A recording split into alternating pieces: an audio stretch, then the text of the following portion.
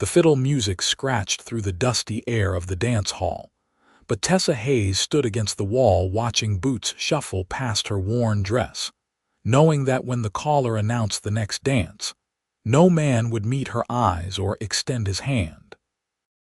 She had stopped hoping 3 dances ago, and the August heat of Tombstone, Arizona, in 1883, made the rejection sting worse as sweat trickled down her spine beneath the patched calico that marked her as the poorest girl in town. Tessa's father had died in a mining accident 2 years prior, leaving her mother bedridden with grief and illness, which meant Tessa worked as a washerwoman for anyone who would pay her a few cents. Her hands were red and rough, her nails broken, and though she was only 19 years old, the other girls her age had learned to look past her as if she were already a spinster. They wore store-bought dresses with proper crinolines, while Tessa's dress had been her mother's and had been mended so many times the original fabric was hard to distinguish from the patches. The dance caller, a portly man with a handlebar mustache, announced a waltz, and Tessa pressed herself harder against the wooden wall, wishing she could disappear into it.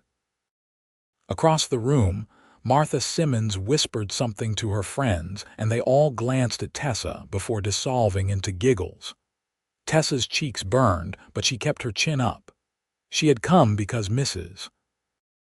Henderson, one of her wash customers, had insisted that every young woman deserved to attend the summer social, and had even pressed a nickel into Tessa's palm for the admission. The door to the dance hall swung open with enough force to rattle its hinges, and the music faltered as every head turned toward the entrance. Tessa looked up and felt her breath catch in her throat. The man who filled the doorway was unlike anyone she had ever seen in Tombstone. He stood well over 6 feet tall, with shoulders so broad they nearly brushed both sides of the frame. His hair, dark as midnight and falling past his collar, was tied back with a leather cord, though several strands had escaped to frame a face that looked carved from granite. A thick beard covered his jaw, but it did nothing to hide the strong lines of his features. He wore buckskin trousers and a shirt that stretched tight across a chest that spoke of years hauling timber and wrestling nature itself.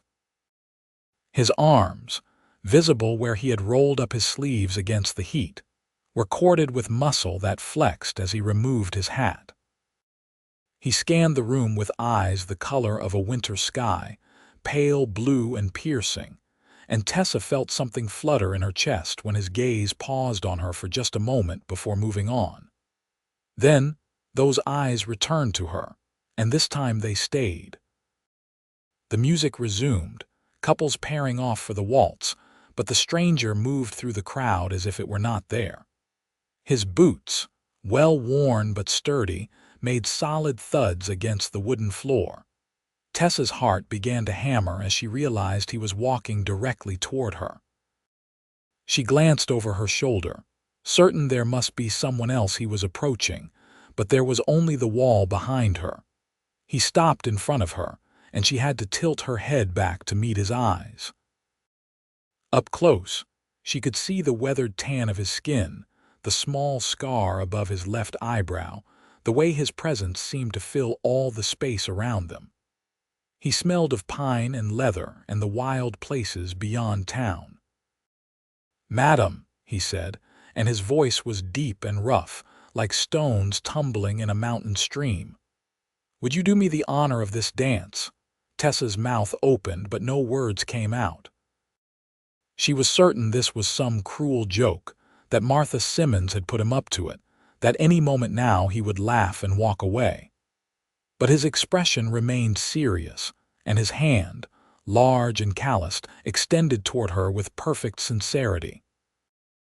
"I don't," she managed to whisper. "I do not dance well."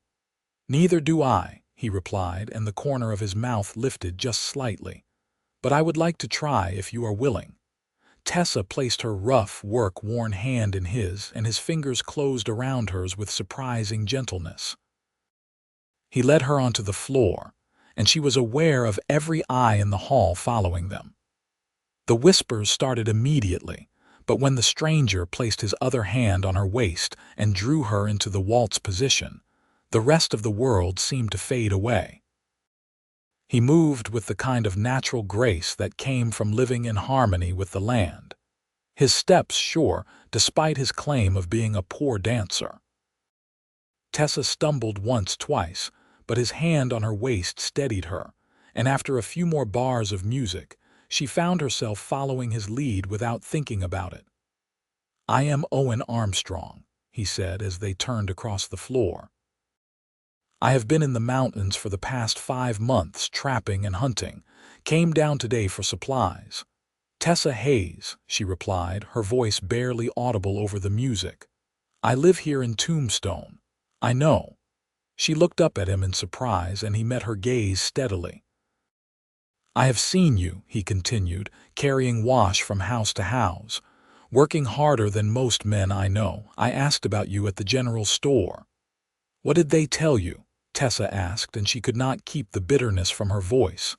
"That I am poor, that my mother is sick, that I am not fit company for decent folk." Owen's hand tightened slightly on hers. "They told me your name and where you lived. The rest I could see for myself. I see a woman who works hard and keeps her dignity. I see someone worth knowing." Tessa felt tears prick at her eyes, and she blinked them back fiercely. "Why did you ask me to dance?" "Because you were standing alone," Owen said simply, "and because I wanted to." The waltz ended too soon, and Tessa expected Owen to thank her politely and return to wherever mountain men went when they came to town. Instead, he kept hold of her hand as the next song began, another waltz, and they continued dancing. Then another, and another. By the 4th dance, Martha Simmons was no longer giggling. The other girls watched with expressions that ranged from confusion to envy, and the men looked at Owen with a mixture of respect and wariness. Tessa felt like she was dreaming, like at any moment she would wake up back against the wall, watching the happy couples spin past. "Are you thirsty?" Owen asked after the 4th dance ended, and when Tessa nodded, he guided her toward the refreshment table. He brought her a cup of lemonade and stood beside her, a solid, protective presence that made her feel safer than she had in years. "Miss Hayes," a nasal voice interrupted. Tessa turned to find Robert Morrison, the banker's son, standing with his chest puffed out importantly. He had never spoken to her before, had looked through her as if she were invisible every time she passed him on the street. "I was wondering if you might honor me with the next dance." Tessa stared at him, speechless. Owen's hand came to rest lightly on her lower back, and she felt the warmth of it through the thin fabric of her dress. "The lady has promised me every dance tonight," Owen said, his voice pleasant but with an edge of steel beneath it. "Perhaps another time." Robert's face flushed red, but he nodded and backed away. Tessa watched him go, still unable to process what had just happened. "He has never asked me before," she said quietly. "He has never even acknowledged my existence." "He saw you on my arm," Owen replied. "Some men are like that. They only want what another man values." "Is that what this is?" Tessa asked, turning to face him. The question came out sharper than she intended, but 2 years of rejection and loneliness had built walls around her heart. "Are you doing this to prove something to other men?" Owen's expression did not change, but something shifted in his eyes. "I am doing this because the moment I walked into this hall and saw you standing there, alone but not defeated, head high despite the whispers, I knew I wanted to know you. I am doing this because in 5 months of solitude in the mountains, I thought about what kind of woman I might want to share my life with, and when I saw you, something in my chest recognized you." Tessa's breath caught.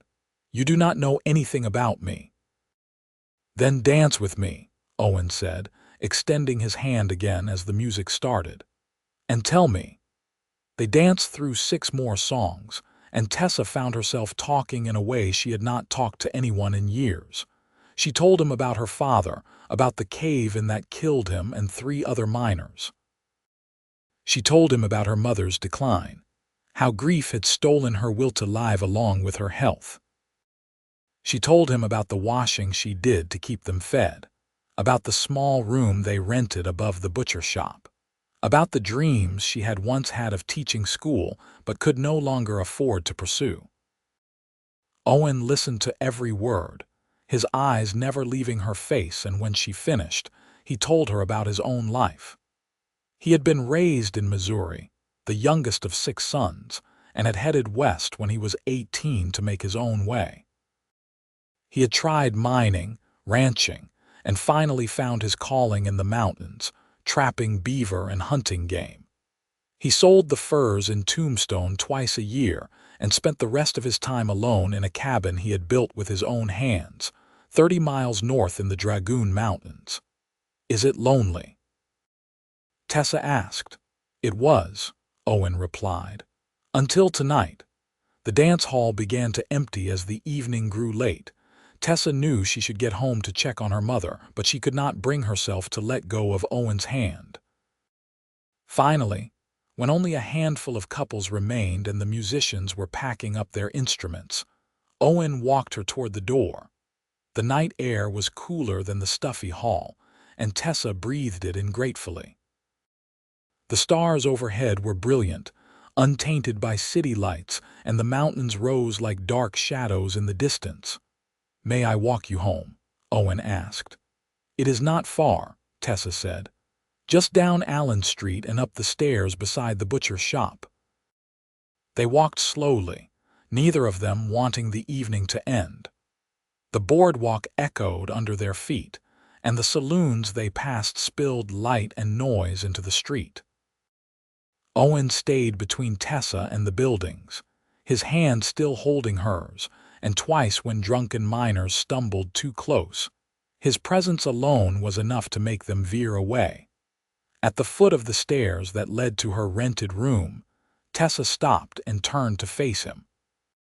She had to say something, had to acknowledge what this evening meant, but the words tangled in her throat. "I will be in town for 3 days," Owen said. "May I call on you tomorrow?" "Yes," Tessa whispered. "Yes, please." Owen lifted her hand to his lips and pressed a kiss to her knuckles, his beard soft against her skin. "Good night, Tessa Hayes. Thank you for the dances." "Thank you for asking," Tessa replied, and then she hurried up the stairs before he could see the tears that finally spilled down her cheeks. Inside the tiny room, her mother lay in the narrow bed, her breathing shallow and labored. Tessa lit the lamp and checked on her, smoothing the thin hair back from her forehead. Her mother's eyes fluttered open, cloudy and unfocused. "Did you have a nice time, dear?" she asked, her voice barely a whisper. "Yes, Mama," Tessa said, pulling the worn blanket up to her mother's chin. "I danced every dance." Her mother smiled, a ghost of the beautiful woman she had once been. "Good, your father would have liked that." Tessa undressed and lay down on the pallet she had made on the floor, but sleep would not come. Her mind replayed every moment of the evening, every word Owen had spoken, every time his hand had tightened on hers. She had been asked to dance before, she realized, just not by anyone who mattered. Owen Armstrong mattered in a way that frightened and thrilled her in equal measure. The next morning, Tessa was up before dawn, hauling water from the pump and scrubbing a mountain of laundry for Mrs. Chen, who ran the boarding house. Her hands were raw by the time she finished, and her back ached from bending over the washboard, but she worked with a lightness in her heart that had been absent for months. She delivered the clean laundry at noon, and used some of her earnings to buy fresh bread and eggs. Her mother was having a better day, sitting up in bed and eating a few bites of the scrambled eggs Tessa prepared. They were just finishing their simple meal when a knock sounded at the door. Tessa opened it to find Owen standing on the landing, his hat in his hands. He had trimmed his beard and tied his hair back neatly, and he wore a clean shirt that still strained across his massive shoulders. In his arms, he carried a package wrapped in brown paper. "Miss Hayes," he said formally, and then his eyes went past her to where her mother sat in bed. "Mrs. Hayes." "I am Owen Armstrong. I hope I am not intruding." "Come in, Mr. Armstrong," Tessa's mother said, her voice stronger than it had been in days. Her eyes, though still clouded with illness, held a spark of curiosity. "Tessa told me she danced last night. Was it with you?" "Yes, madam," Owen said, stepping into the small room. He had to duck his head slightly to avoid hitting it on the low ceiling. "Every dance. I hope that was not improper." "It was lovely," Tessa's mother said, and she actually smiled. "Please sit down." The only chair in the room was a rickety thing that looked like it might collapse under Owen's weight, but he sat carefully, still holding his package.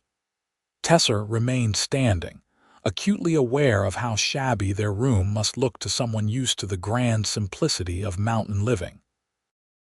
"I brought something," Owen said, extending the package to Tessa. "I hope you will accept it."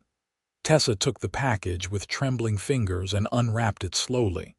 Inside was a length of fabric, deep blue like a summer sky at twilight, soft and smooth and finer than anything she had ever owned. Beneath it was a smaller package containing tea, real tea, not the bitter herbs she brewed for her mother. "I cannot accept this," Tessa said, even as her fingers stroked the beautiful fabric. "It is too much." "It is a gift," Owen said simply. "I saw the fabric at the general store this morning and thought of your eyes, and the tea is for your mother if she will accept it." "I will accept it gratefully," Tessa's mother said. "You are very kind, Mr. Armstrong." They talked for an hour, Owen sitting on that rickety chair and answering Mrs. Hayes's gentle questions about his life. He spoke of the mountains with such love that Tessa could almost see them. The pine forests and rushing streams, the meadows full of wildflowers in spring, and the deer that came to drink at dawn. He spoke of the hard work, too, the danger of grizzly bears and mountain lions, the brutal winters when the snow piled higher than a man's head. When Owen finally took his leave, promising to return that evening if Tessa was willing, Mrs. Hayes waited until his footsteps had faded down the stairs before speaking. "That is a good man," she said. "A strong man, the kind your father was." "Mama, he only just met me," Tessa protested, but her heart sang at her mother's words. "Some things you know right away," her mother replied. "Your father asked me to marry him the third time we met. I said yes. We had 20 good years together before the mine took him from me." Tessa thought about that all afternoon as she scrubbed floors for the hotel. 20 good years. It seemed like a lifetime and yet not nearly enough. She thought about Owen alone in his mountain cabin, and she thought about herself alone in this tiny room with her dying mother, and she wondered if two lonely people could find something better together. Owen came back that evening with wildflowers he had ridden out to pick, purple and yellow blooms that filled their room with sweet fragrance. He had also brought venison steaks, fresh killed that morning, and he cooked them over the small stove with a skill that surprised Tessa. They ate together, the three of them, and it felt like family in a way Tessa had not experienced since her father died. After dinner, Owen asked if Tessa would walk with him, and with her mother's blessing they descended to the street. Tombstone was rowdy in the evening, with miners and cowboys filling the saloons, but Owen guided Tessa away from the noise, toward the edge of town where the desert stretched out endlessly under the stars. They walked in comfortable silence for a while, and then Owen spoke. "I have been thinking all day about what I want to say to you. I am not good with words, Tessa. I am better with my hands, with building things and making things grow, but I need you to understand something." Tessa stopped walking and turned to face him. The moonlight cast shadows across his strong features, making him look even more rugged and handsome. Her heart hammered in her chest. "I am 32 years old," Owen continued. "I have lived hard and worked hard, and I have never met a woman I wanted to share my life with, not until last night. I know it is fast. I know you barely know me, but I also know what I feel and I know what I want. I want to court you properly, Tessa Hayes. I want to come back to Tombstone every month instead of twice a year. I want to know everything about you and I want you to know me. And if you feel even a fraction of what I feel, I want to ask your permission to do that." Tessa's throat was tight with emotion. "I feel it," she whispered. "I have felt it since you walked across that dance hall. It terrifies me, Owen. I have nothing to offer you. I am poor and uneducated, and my hands are ugly from work." Owen took both of her hands in his, lifting them to examine them in the moonlight. The calluses, the broken nails, the redness from lye soap and harsh scrubbing. He turned them over, tracing the lines of her palms with his thumbs. "These hands are beautiful because they are strong," he said. "These hands have kept you and your mother alive through hard times.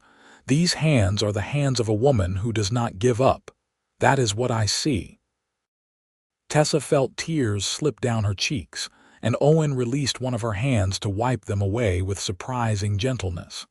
His touch was tender despite his rough appearance, and Tessa felt something break open inside her chest, some protective shell she had built around her heart. "Yes," she said.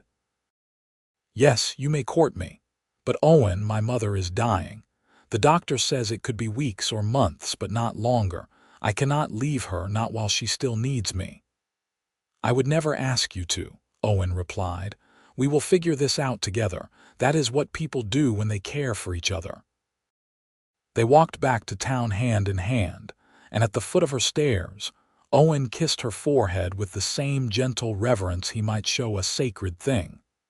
Tessa climbed the stairs feeling like she was floating, and when she entered the room, her mother was still awake. "He is courting you?" her mother asked. "Yes," Tessa replied, unable to keep the joy from her voice. "Good," her mother said, and then she closed her eyes and slept more peacefully than she had in months. Owen stayed in Tombstone for 3 days, and he spent every possible moment with Tessa. He helped her with her washing, hauling water, and wringing out heavy sheets with ease. He sat with her mother while Tessa worked, reading to her from a book of poetry he had bought at the general store. He walked Tessa to and from her jobs, carrying her baskets and ensuring no one bothered her. On his last evening before returning to the mountains, they sat on the boardwalk outside her room, watching the sun set over the desert in streaks of orange and purple. "I will be back in 4 weeks," Owen said. "I need to check my trap lines and prepare for winter, but I will come back." "Will you write to me?" "Where would I send letters?" Tessa asked. "There is a man named Jack Peterson who has a ranch about 10 miles north. He collects my mail when I am in the mountains. If you send letters addressed to me in care of Peterson Ranch, I will get them when I come down." "I will write," Tessa promised, "every week." "And I will write to you," Owen said. "Though my letters may be simple, I never had much schooling." "Neither did I," Tessa admitted. "I can read and write and do sums, but nothing fancy." "That is more than many," Owen said. He stood, pulling her to her feet. "I do not want to leave you." "Then do not," Tessa said, and then blushed at her own boldness. Owen cupped her face in his large hands, his thumbs stroking her cheekbones. "I have to secure my supplies for winter and make sure my cabin is ready for the snow. But I will think of you every moment, and when I come back I will bring you something." "You do not need to bring gifts," Tessa protested. "I want to," Owen said simply. And then, slowly, giving her time to pull away, he lowered his head and kissed her. His lips were soft despite his rough appearance, and the kiss was gentle, questioning. Tessa had been kissed exactly once before by a boy at a church social when she was 16, and it had been wet and unpleasant. This was nothing like that. This was warmth and rightness and a promise of more to come. She rose on her toes, her hands clutching the front of his shirt, and kissed him back with all the longing in her heart. When they finally parted, both of them were breathing hard. Owen rested his forehead against hers, his eyes closed. 4 weeks, he said. I will count every day. He left at dawn the next morning, his pack horse loaded with supplies. Tessa stood in the street and watched him ride away, her heart aching with his absence already. But she also felt something else, something bright and warm that she had not felt in years. Hope. The weeks that followed were the longest of Tessa's life. She worked her various jobs, scrubbing and washing and mending, but every spare moment she spent writing letters to Owen. She told him about her days, about the funny things that happened at the boarding house, about her mother's good days and bad days. She asked him questions about his life in the mountains, about the animals he saw and the weather and what he ate. His letters came back to her through the general store, where Mr. Gunderson, the postmaster, saved them behind the counter. Owen's handwriting was rough but legible, and his words were simple but heartfelt. He described sunsets over the peaks, the way morning mist gathered in the valleys, the family of foxes that lived near his cabin. He told her about the work he did, setting and checking traps, hunting deer and elk, cutting firewood for winter. And in every letter, he told her he missed her, that he thought of her constantly, that the days until he could see her again stretched interminably. Tessa's mother grew weaker as the weeks passed. She slept more and more, and when she was awake, she often seemed confused about where she was. But on her clear days she asked about Owen's letters, and she smiled when Tessa read them aloud. "You love him," her mother said one afternoon. It was not a question. "Yes," Tessa admitted. "Is that foolish? We have known each other such a short time." "Love is never foolish," her mother replied. "Love is the only thing that matters in the end. Everything else, the money and the status and the fancy things, they all fade away, but love remains." "I wish Papa was here," Tessa said, tears slipping down her cheeks. "I wish you could both see me, Mary, if Owen asks." "I will see it," her mother said, reaching out to take Tessa's hand. "Even if I am not here in body, I will be there in spirit, and your father is already there, watching over you. He approves of your mountain man, I know it." 4 weeks to the day after Owen left, Tessa was hanging laundry outside the boarding house when she heard someone call her name. She turned to see Owen riding down Allen Street on a huge bay horse, leading his pack horse behind him. Her heart leapt into her throat, and she dropped the sheet she was holding back into the basket. Owen dismounted before his horse had fully stopped, and Tessa ran to him. He caught her up in his arms, lifting her off her feet, and spun her around. She laughed, actually laughed, and buried her face in his neck, breathing in his familiar scent of leather and pine. "I missed you," he said, setting her down but keeping his arms around her. "God, Tessa, I missed you so much." "I missed you too," she replied. And then he was kissing her, deep and desperate, and she did not care that they were in the middle of the street where anyone could see. When they finally broke apart, Mrs. Chen was standing on the boarding house porch, her arms crossed but her expression amused. "Miss Hayes, when you are finished greeting your young man, there are still 2 baskets of laundry to hang." "Yes, madam," Tessa said, blushing furiously. But Owen just grinned and took the basket from her, following her to the clothesline and handing her garments to pin up while they talked. He told her about a grizzly bear that had tried to raid his food stores, about the early snow that had fallen in the high peaks, about the way the aspen trees had turned gold before losing their leaves. She told him about the dance the town had held for the territorial governor's visit, which she had not attended because she was caring for her mother. She told him about Mrs. Henderson's daughter having a baby, about the fire that had nearly destroyed the saloon on Fifth Street. When the laundry was hung, Owen paid Mrs. Chen for the rest of Tessa's workday over Tessa's protests, and they walked back to her room. Mrs. Hayes was awake and seemed brighter than she had been in days. Her eyes lit up when Owen entered, and she held out her hand to him. "Mr. Armstrong," she said, "how are the mountains?" "Beautiful but lonely, madam," Owen replied, taking her frail hand gently in his massive one. "How are you feeling?" "Tired," she admitted, "but happy to see you making my daughter smile. She does not smile enough." Owen stayed in Tombstone for 5 days that time, and each day he grew more a part of Tessa's life. He fixed the broken step on the stairs outside their room. He brought fresh meat and vegetables, cooking meals that put color back in Mrs. Hayes's cheeks.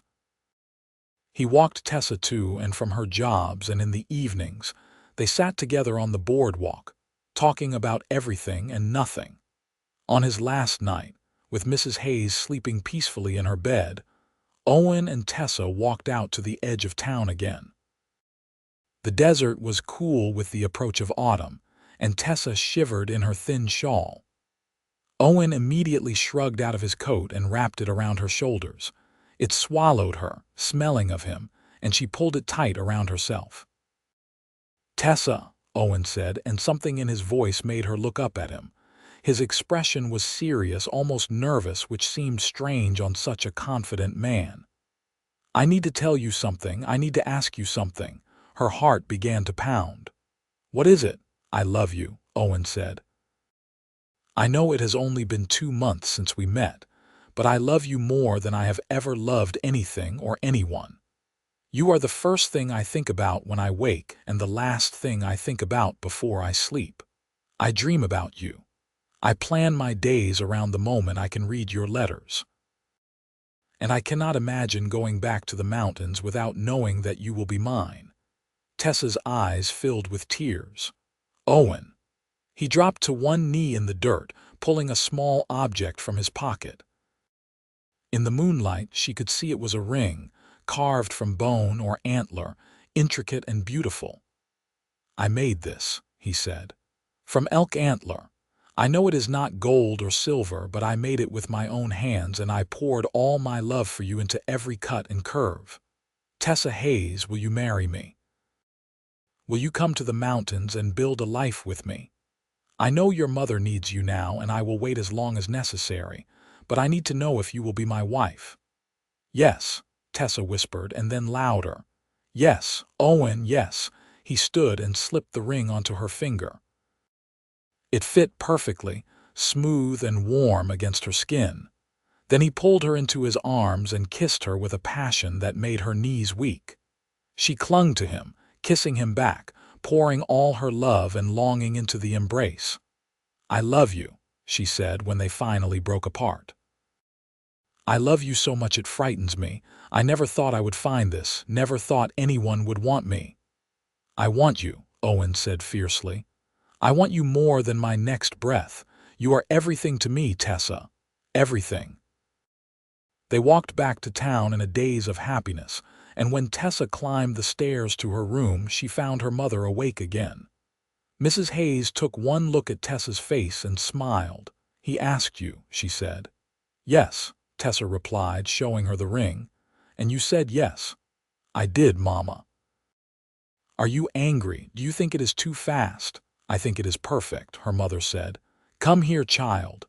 Tessa knelt beside the bed, and her mother took her face in her thin, cold hands. "Listen to me. I am dying, Tessa, we both know it. And the only thing that has kept me holding on is worry for you, worry about what will happen to you when I am gone. But now I know you will be cared for. You will be loved. And that means I can let go when the time comes." "Mama, no," Tessa sobbed. "I need you. I am not ready to lose you." "No one is ever ready," her mother said gently. "But it is coming whether we are ready or not. So I need you to promise me something. Promise me you will be happy. Promise me you will not waste time grieving for me when there is a man who loves you and a whole life waiting. Grieve for a while, yes, but then live. Live for both of us. I promise, Tessa whispered. Her mother smiled and closed her eyes. Good, now tell me about the proposal, every detail. Tessa talked until her mother fell asleep, and then she lay on her pallet with the antler ring pressed to her heart, thinking about the future that stretched before her like an undiscovered country. Owen left the next morning, but this time the parting was easier because Tessa wore his ring and knew she was his. He promised to return in 3 weeks, and he told her to send word through the general store if her mother took a turn for the worse. Mrs. Hayes held on for 2 more weeks. She had good days and bad days, but more bad than good as time went on. Tessa cared for her tenderly, washing her wasted body, spooning broth between her lips, reading to her from Owen's letters. On the 13th day after Owen had left, Mrs. Hayes slipped into a sleep she did not wake from, her breathing growing shallower and more labored. Tessa sat beside her bed all night, holding her hand and telling her about the life she planned with Owen. She told her mother about the cabin in the mountains, about the children she hoped to have someday, about growing old with a man she loved. And in the dark hours before dawn, Mrs. Hayes took one more shallow breath and then simply stopped.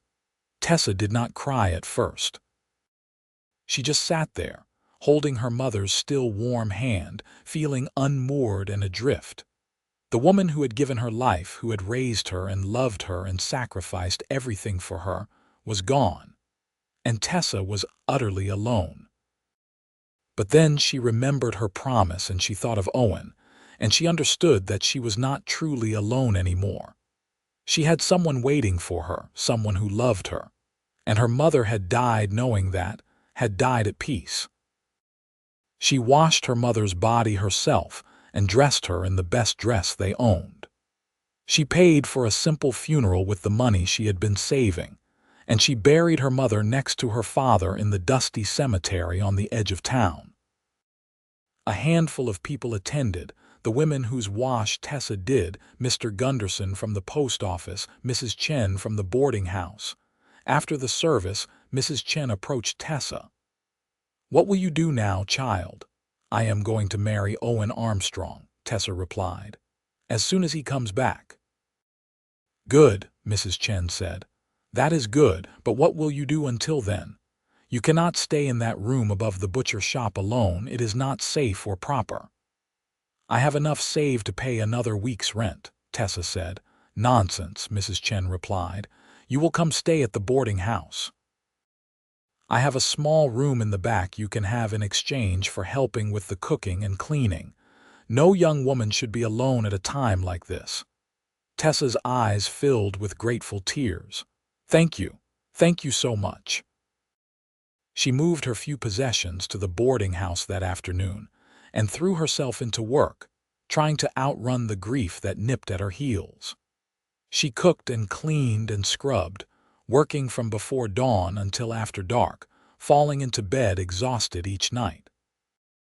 And she wrote to Owen, pouring her grief and pain and loss into letters, knowing he would understand.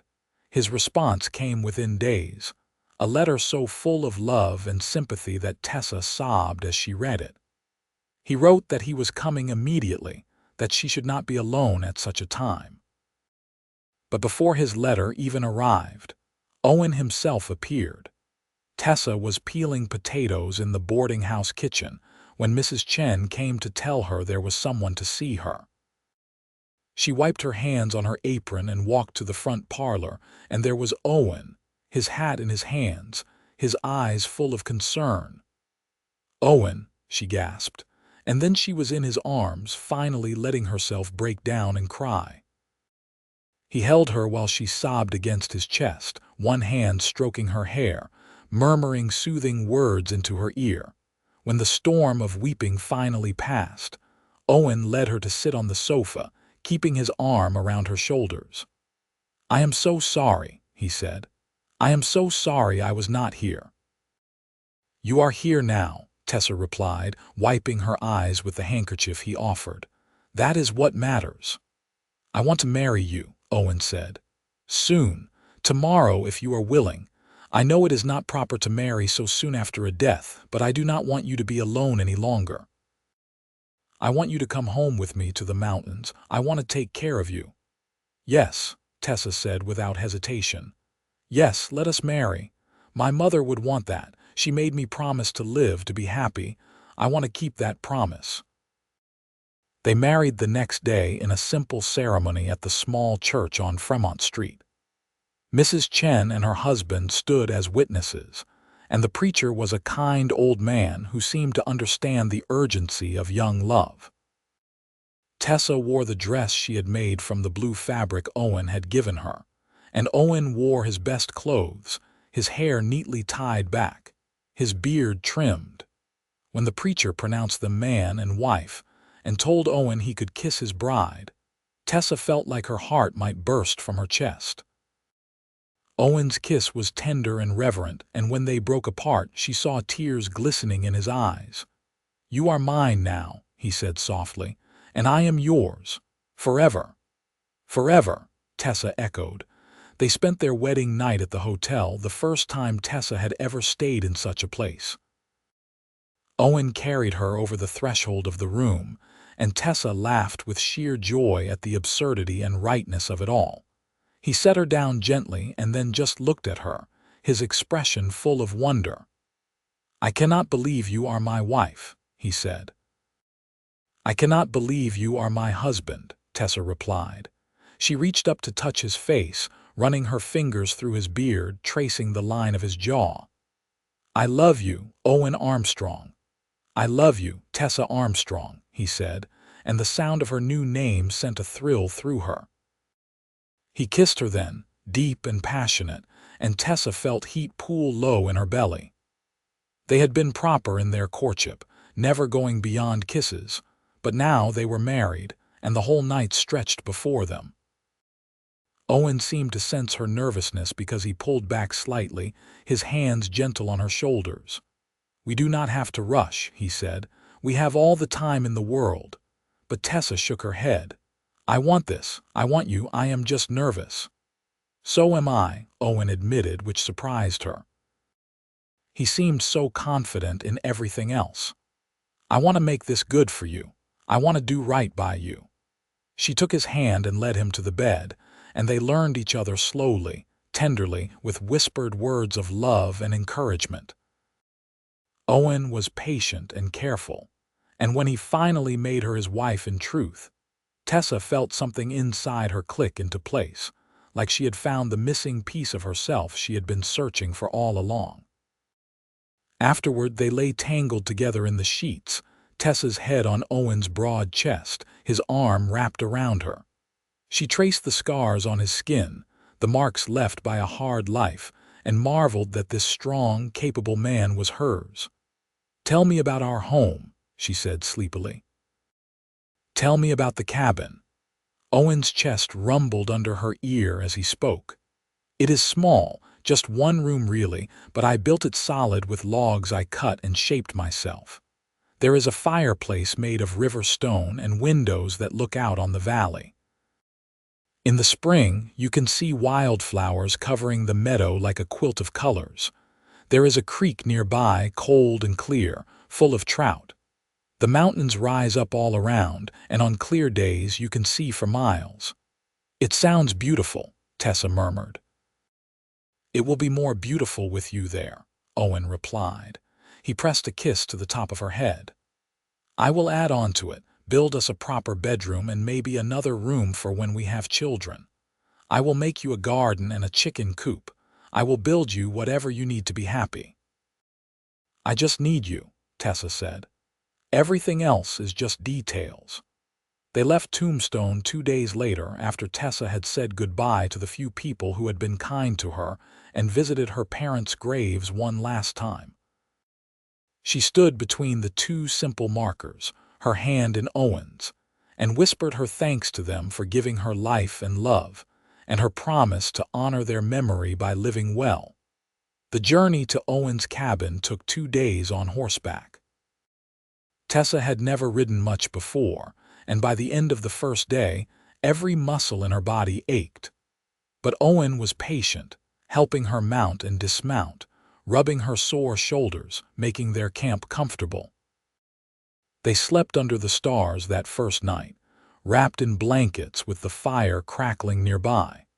And Tessa thought she had never seen anything as beautiful as the Milky Way stretching across the black sky.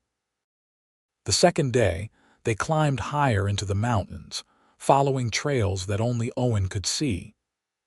The air grew cooler and thinner, and the landscape changed from desert scrub to pine forest. Deer bounded away at their approach, and once Tessa saw an eagle circling overhead, its cry echoing off the peaks. In the late afternoon they crested a ridge and Owen stopped his horse. "There," he said, pointing down into a valley. "That is home." Tessa followed his gesture and caught her breath. The valley was everything Owen had described and more. A meadow, still green despite the approaching winter, spread out beside a creek that sparkled in the sunlight. And there, nestled against the tree line, was the cabin. It was small but sturdy, built of logs that had weathered to a soft gray, with a stone chimney rising from the roof and windows that caught the afternoon light. "Oh, Owen," Tessa breathed. "It is perfect." They rode down into the valley, and Tessa's excitement grew with every step. When they finally reached the cabin, Owen dismounted and then lifted Tessa down from her horse. He held her for a moment, his eyes searching hers. "Welcome home, wife," he said. Then he swept her up into his arms and carried her over the threshold for the second time in 3 days. The inside of the cabin was dim after the bright sunlight, but as Tessa's eyes adjusted, she took in her new home. The single room was larger than she had expected, with a massive fireplace dominating one wall. There was a sturdy table with 2 chairs, a bed built into one corner with a real mattress and thick blankets, shelves lined with supplies and books, and hooks on the walls for hanging clothes and tools. The floor was made of smooth planks, and there was even a rug in front of the fireplace made from a bearskin. "I know it is not much," Owen started, but Tessa cut him off with a kiss. "It is wonderful," she said firmly. "It is ours, and that makes it perfect." Over the next weeks, Tessa settled into her new life with a joy she had never known. Owen taught her how to fish in the creek, how to shoot his rifle in case she ever needed to defend herself, how to read the weather in the clouds and the behavior of the animals. She cooked over the fireplace, baked bread in the Dutch oven, and learned to make stews from venison and wild herbs. The work was hard but satisfying. They rose with the sun and went to bed when it grew dark, and the days fell into a rhythm that felt ancient and right. Owen checked his trap lines, hunted, and began building the additions to the cabin he had promised. Tessa kept the cabin clean, prepared their meals, and began putting up stores for winter. At night, they lay in their bed before the fire, and Owen told her stories about his years in the mountains. She told him about her childhood, back when her father was alive and her mother was well, when their life had been happy despite their poverty.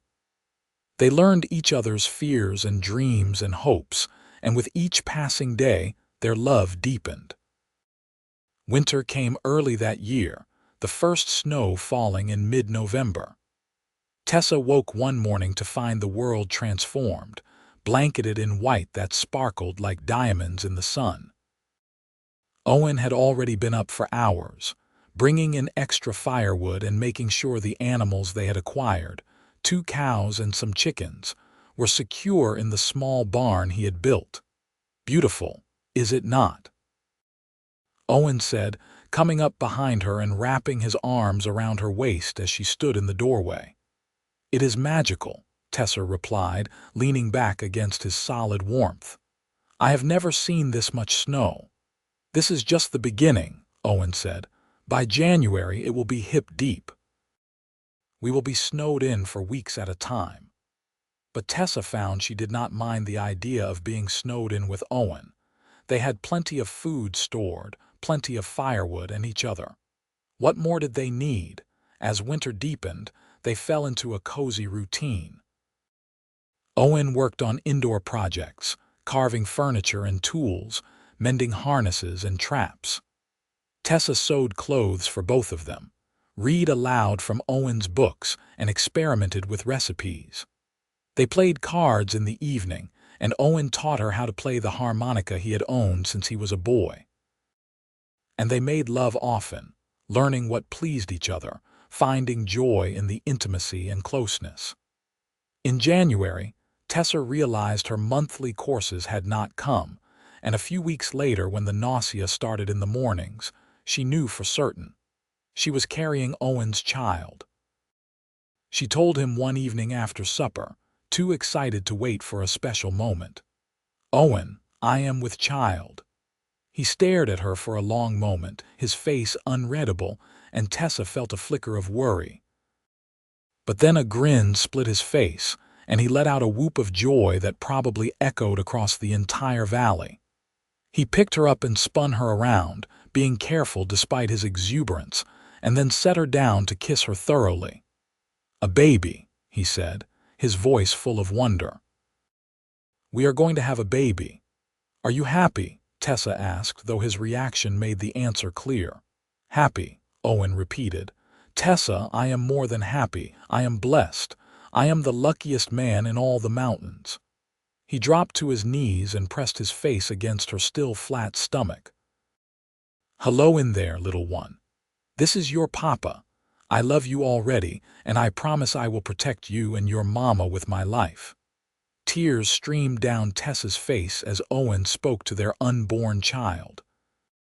She ran her fingers through his long hair, marveling at this strong, fierce man who was so tender with her, and with the baby she carried. The rest of the winter passed in a haze of preparation.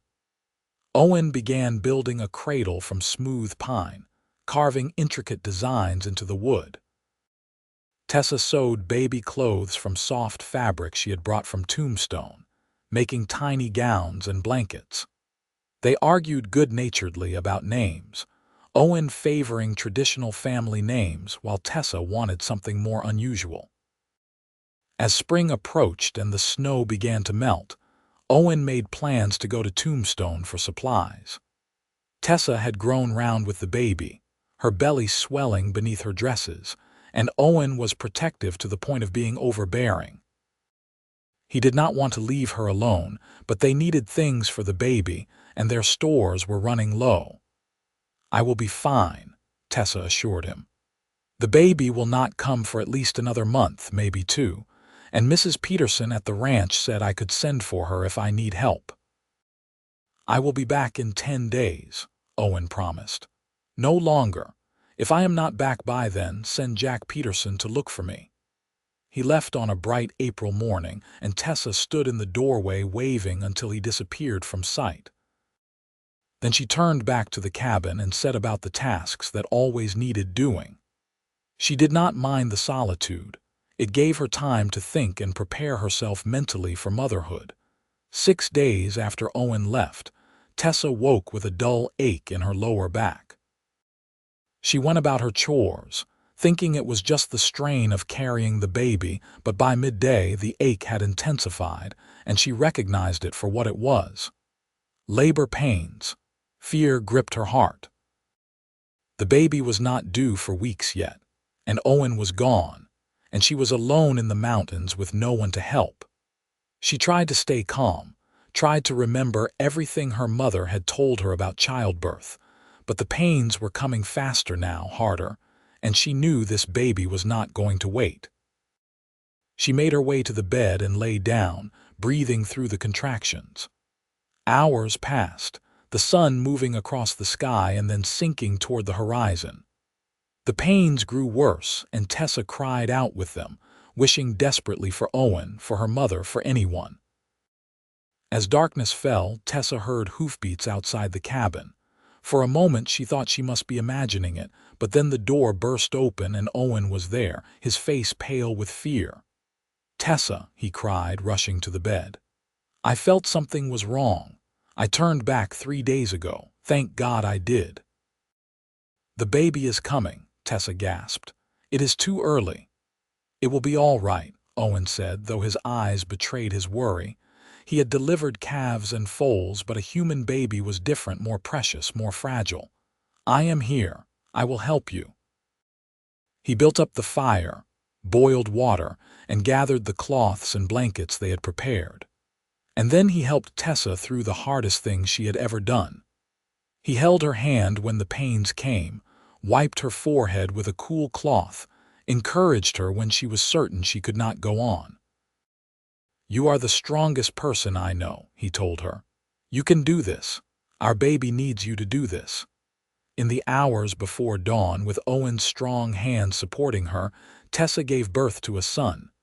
He was small, too small, and for a terrifying moment he did not cry. But Owen cleared his airways and rubbed his tiny chest, and finally, a thin wail filled the cabin. "He is breathing," Owen said, tears streaming down his face. "Tessa, he is breathing." They wrapped the baby in soft blankets and placed him on Tessa's chest. He was tiny, barely the length of her forearm, but he was alive and he was theirs. Tessa counted his fingers and toes, marveling at the perfect miniature nails, the downy hair on his head, the way his little mouth worked as he sought her breast. "What should we name him?" Owen asked, his voice hoarse with emotion. "Samuel," Tessa said, remembering her father's middle name. "Samuel Owen Armstrong." "Samuel," Owen repeated, touching his son's tiny hand with one calloused finger. "Hello, Samuel. Welcome to the world, little man." The first weeks with Samuel were the hardest of Tessa's life. The baby was colicky and fretful, and because he had come early, he was weak.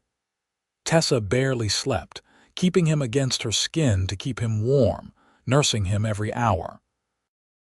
Owen did everything else, cooking and cleaning and caring for the animals, so that Tessa could focus entirely on their son. But slowly, Samuel grew stronger.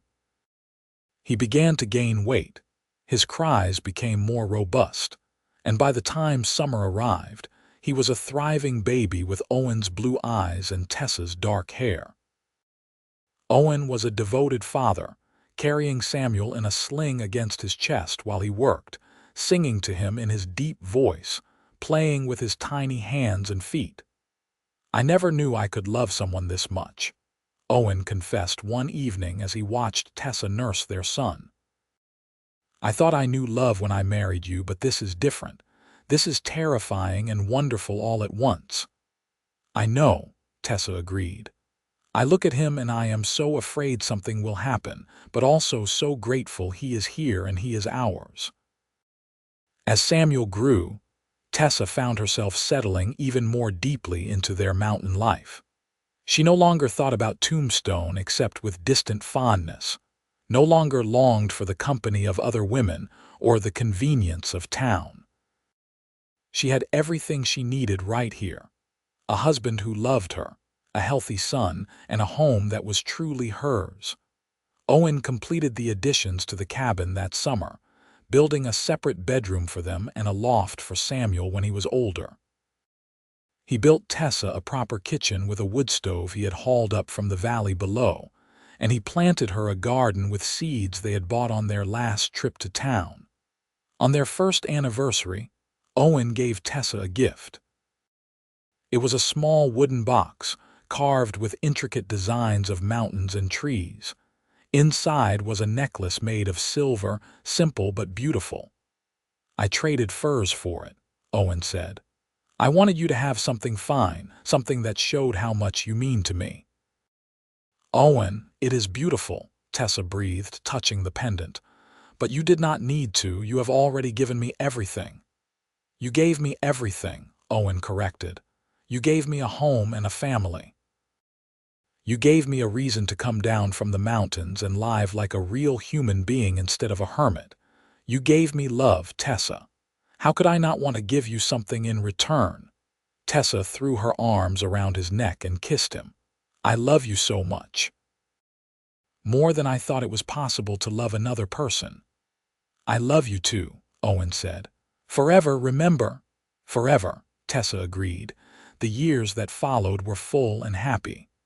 Samuel grew into a sturdy little boy with his father's adventurous spirit and his mother's kind heart.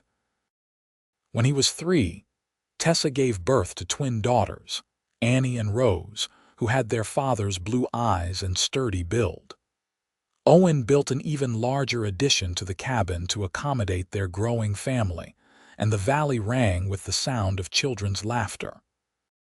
They made the journey to Tombstone twice a year, where Tessa visited her parents' graves and they stocked up on supplies they could not make or grow themselves.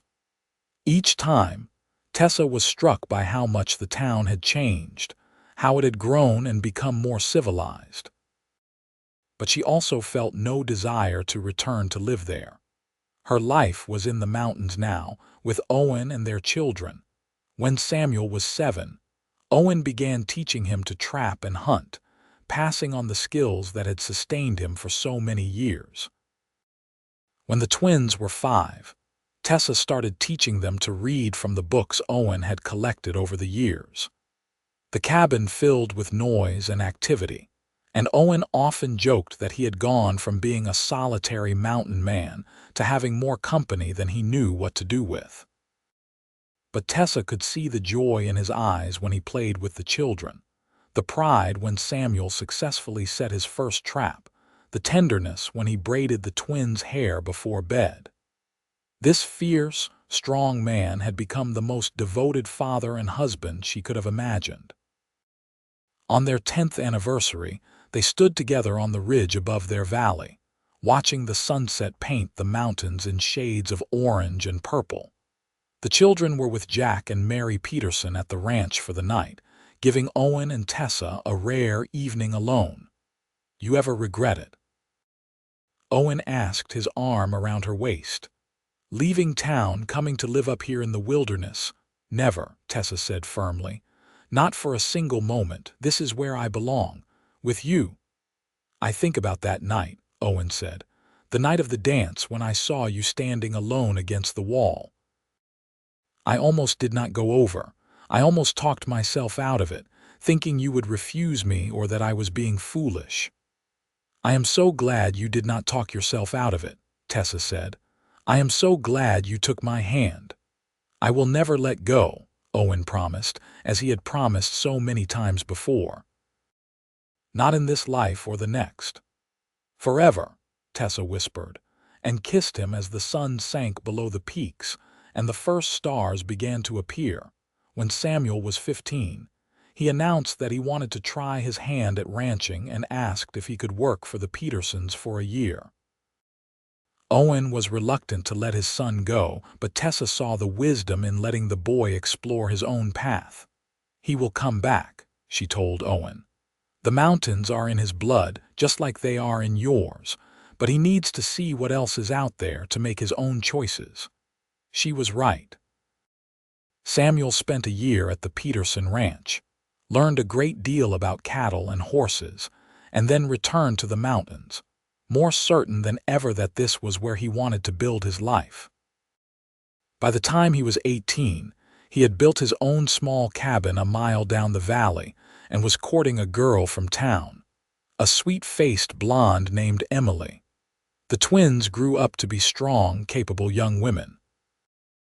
Annie had her father's love of the wilderness and spent her days exploring the mountains, coming home with stories of the animals she had seen and the places she had discovered. Rose preferred to stay closer to home, helping Tessa in the garden and with the cooking, showing a talent for healing herbs and remedies. When the twins were 16, Tessa gave birth to one last child, a surprise baby that made Owen laugh with delight and declare that they were clearly never going to have an empty nest. They named him Thomas, and he was the most placid of all their children, content to sit and watch the world around him with wise, solemn eyes. Years turned into decades, and Tessa's hair began to silver, though her body remained strong from years of mountain living. Owen's hair and beard went completely gray, and lines etched themselves deeper into his weathered face, but his strength never seemed to diminish. He could still chop wood all day, still hike to the high peaks, still lift Tessa into his arms when the mood struck him. They became grandparents when Samuel and Emily had a daughter, then a son. The twins both married eventually. Annie to a mountain man much like her father, Rose to the doctor who had come to Tombstone. Thomas, the baby, grew up to be a scholar, spending his days reading and writing, eventually becoming a teacher in town but always returning to the mountains for visits. On their 30th anniversary, Owen surprised Tessa by taking her back to Tombstone. They stayed at the hotel where they had spent their wedding night, and Owen took her to the dance hall where they had met. It had been renovated several times over the years, but the basic structure was the same. Tessa stood in the spot where she had stood that night, alone and hopeless, and marveled at how much her life had changed. "Dance with me," Owen said, extending his hand just as he had 3 decades before. There was no music, no other couples, just the two of them in the empty hall. But Owen hummed a waltz and they danced together, older now but no less in love. Tessa rested her head on his broad chest and listened to the steady beat of his heart, and she thought about the girl she had been, the girl no one had asked to dance. "Thank you," she whispered. "For what?" Owen asked. "For seeing me," Tessa said, "for asking me to dance, for taking my hand and never letting go." "It was the easiest decision I ever made," Owen replied, "and the best one." They danced until Tessa's feet hurt, and then Owen took her back to the hotel and made love to her with the same passion and tenderness he had shown her on their wedding night. And Tessa felt like the luckiest woman in the world. They had 10 more years together after that. 10 years of watching their grandchildren grow, of quiet evenings by the fire, of waking up beside each other, and knowing they were exactly where they were meant to be. Owen's health finally began to fail when he was in his late 60s, his heart growing weak from a lifetime of hard living. Tessa cared for him as he had once cared for her mother, with patience and love and fierce determination. She would not let him go easily, would not surrender him to death without a fight. But in the end, nature took its course. He died on a spring morning, the valley full of wildflowers just as he had always loved. Tessa held his hand as he took his last breath, and his final words were, "I love you." "Forever." "Forever," Tessa whispered back and kissed his weathered forehead. She buried him on the ridge above the cabin where he could look down on the valley he had loved so much. Their children and grandchildren came for the funeral, and they stood together as a family, mourning the man who had built them all a legacy of love and strength. Tessa lived another 5 years after Owen's death. She remained in the cabin, cared for by her children, who took turns staying with her. She spent her days tending her garden, playing with her great-grandchildren, and remembering. She never took off the antler ring Owen had given her or the silver necklace from their first anniversary. When her time came, she died peacefully in her sleep, and her children buried her next to Owen on the ridge. They placed a single marker for both of them, carved with the words "forever," together. And if you visit that valley today, you can still see the remnants of the cabin Owen built, the stones from the fireplace, the fence posts from the garden. The valley is full of wildflowers in the spring, and sometimes, on quiet evenings when the wind is just right, people say you can hear the sound of a waltz being hummed, and the soft laughter of 2 people who found each other against all odds and built a life full of love in the wild, beautiful mountains. Samuel took over the valley after his parents died, and he raised his children there, teaching them the same lessons his father had taught him. The Armstrong family remained in those mountains for generations, and they all knew the story of how it started. With a lonely mountain man who walked into a dance hall and asked the girl no one else wanted to dance with, and how that single act of kindness and courage had created a legacy that would endure for over 100 years. The antler ring and silver necklace were passed down through the family, along with the story of Tessa and Owen. Every generation learned about the washerwoman who became a mountain wife, about the man who saw past poverty and rough hands to the strong, beautiful woman beneath. They learned about love that endured hardship and distance, about building a life with your own hands, about the importance of family and faith, and never giving up. And on summer evenings, when the grandchildren and great-grandchildren gathered at the old homestead, they would look up at the ridge where Tessa and Owen were buried, and they would remember that every single one of them existed because a mountain man had taken a chance, had extended his hand to a lonely girl at a dance, and had chosen to never let go. That was the true legacy of Tessa and Owen Armstrong. Not just the land or the family they built, but the love that started it all, the kind of love that transforms lives and echoes through generations, proving that sometimes the most extraordinary things begin with the simplest gestures, with one person seeing another truly and completely, and choosing to reach out their hand in invitation, in hope, in love. And so their story lived on, told and retold, a reminder that no one is truly invisible, that love can be found in the most unexpected places, and that sometimes all it takes to change your entire life is the courage to say yes when someone asks you to dance.